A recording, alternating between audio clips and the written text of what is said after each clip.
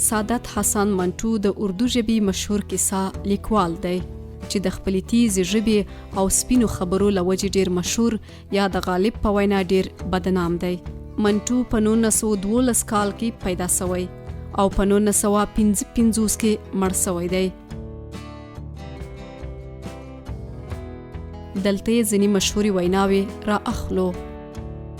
په دنیا کې چې څومره لعنتونه دي، لوږه د ټولو مور ده.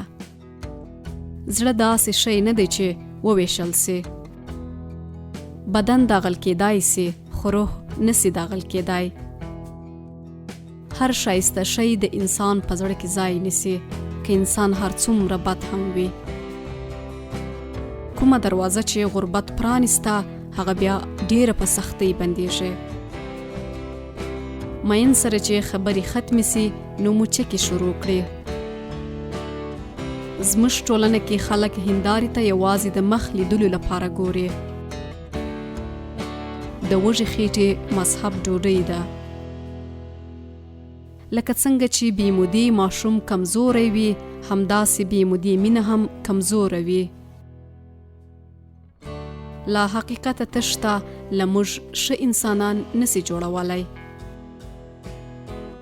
تر ټولو لویه ستونزه د ستونزو مرحله پیدا سو چې انسان وږی سو. رښتیا که په بوره کې ولړل سي هم تریخوالی یې نه ځي. د انسان په ټول ژوند کې د هغه خېټه ډیره زیاته مهمه ده.